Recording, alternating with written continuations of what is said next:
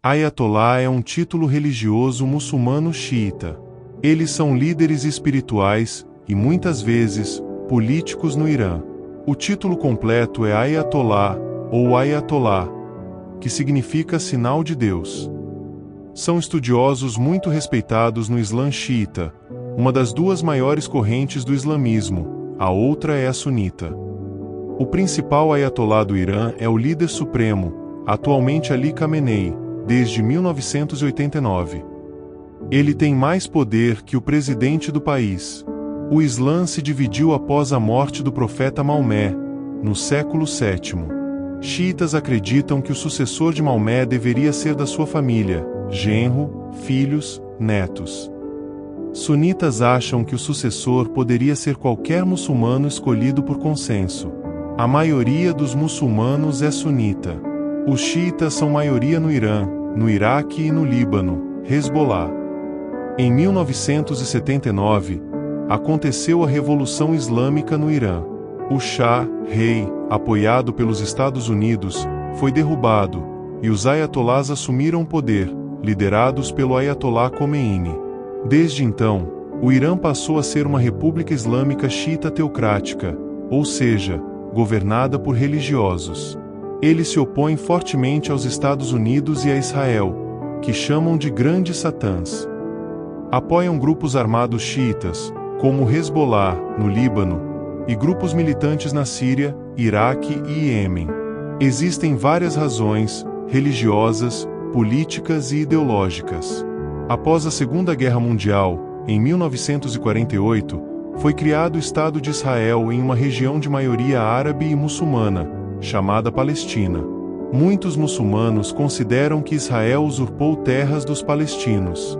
Para muitos grupos xiitas radicais, Israel é um Estado sionista e ilegítimo, visto como uma ocupação em terras islâmicas sagradas. Jerusalém é sagrada para os muçulmanos, e a presença de Israel lá é ofensiva para esses grupos. Israel é aliado dos Estados Unidos e da Arábia Saudita, rival sunita do Irã. O Irã quer aumentar sua influência no Oriente Médio, e Israel é visto como um obstáculo. Os ayatollahs usam a luta contra Israel para unir o mundo muçulmano e desviar a atenção de problemas internos. O grupo Hamas, que controla Gaza, lançou um ataque maciço contra Israel. Israel respondeu com bombardeios intensos. O Hamas é sunita, mas recebe apoio do Irã xiita, pois tem um inimigo comum, Israel. Hezbollah, Líbano. Grupo xiita fortemente armado e apoiado pelo Irã. Desde 2023, o Hezbollah intensificou ataques contra Israel pela fronteira norte. O Irã não ataca Israel diretamente, mas financia e treina grupos armados como Hezbollah, Líbano, Hamas, Gaza, Jihad Islâmica, Gaza, milícias no Iraque e Iêmen. Em abril de 2024, Irã atacou diretamente Israel com mísseis e drones, algo raro. Israel respondeu bombardeando perto de Teherã. Mas a pergunta é, de onde vem esse povo, raiz histórica?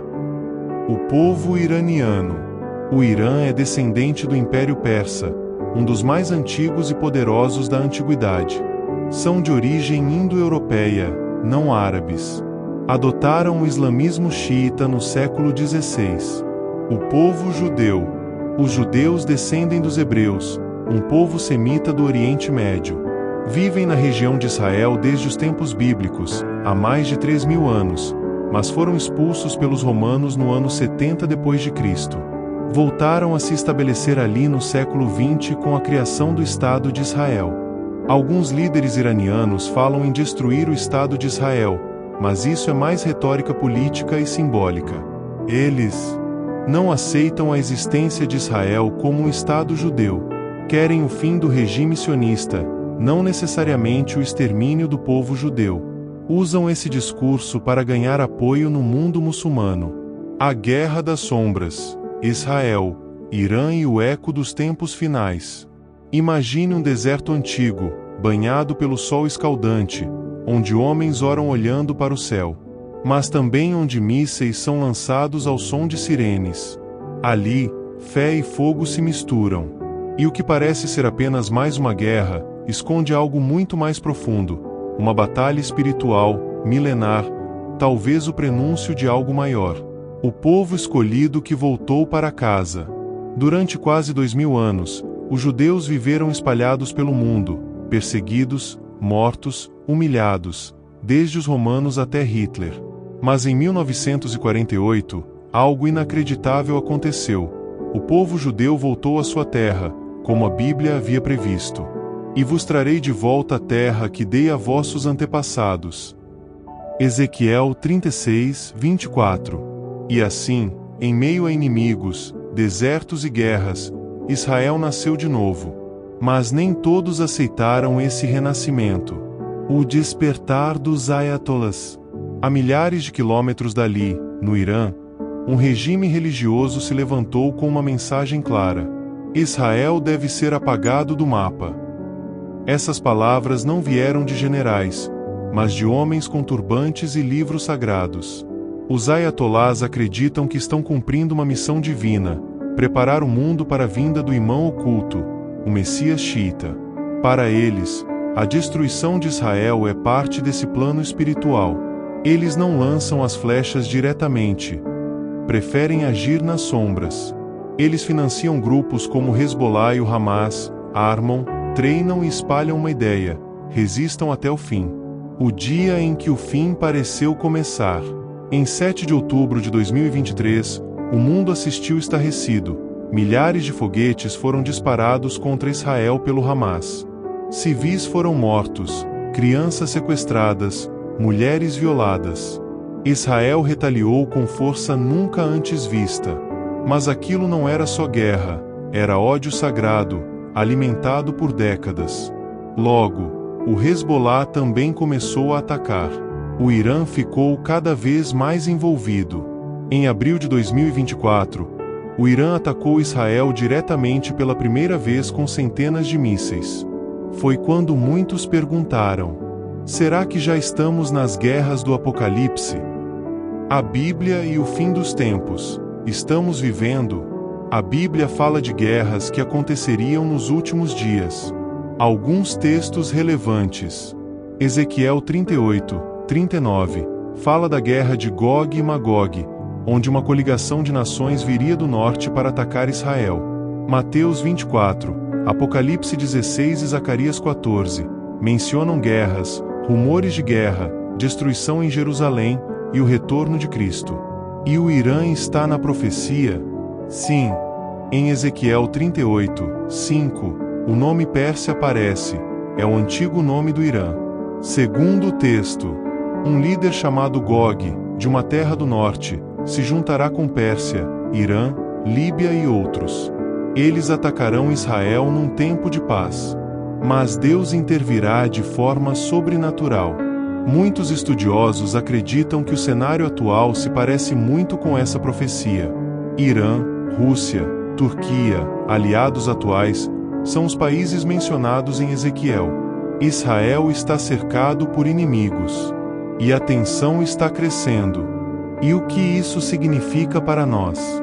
Essa guerra não é só entre tanques e foguetes. É uma guerra de ideologias, religiões e profecias antigas. Os ayatollahs creem que estão cumprindo o destino do Islã. Israel crê que está lutando pela sua sobrevivência e pelo cumprimento das promessas de Deus. O mundo assiste, mas os céus parecem se mover. Como entender tudo isso? Humanamente, é um conflito de poder, religião e geopolítica. Espiritualmente, muitos veem isso como um sinal de que o fim está mais próximo. Para os cristãos, esses eventos lembram as palavras de Jesus. Haverá guerras e rumores de guerras, mas ainda não será o fim. Se essa guerra é a guerra final ou apenas um ensaio, só o tempo dirá. Mas uma coisa é certa, estamos vivendo dias proféticos. O que antes era apenas lido nas Escrituras, agora passa na TV ao vivo. E a pergunta que fica para cada um de nós não é se a guerra vai acabar, mas: estamos prontos para o que está por vir? Se você gostou desse conteúdo, deixa seu like. Não esqueça de se inscrever em nosso canal. Agora vamos fazer uma oração.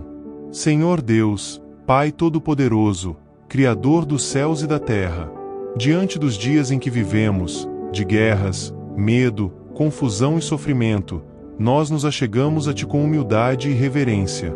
Te pedimos, Senhor, tem misericórdia de nós. Tem misericórdia das nações, tem misericórdia do Teu povo, tem misericórdia daqueles que estão no meio da dor e da destruição.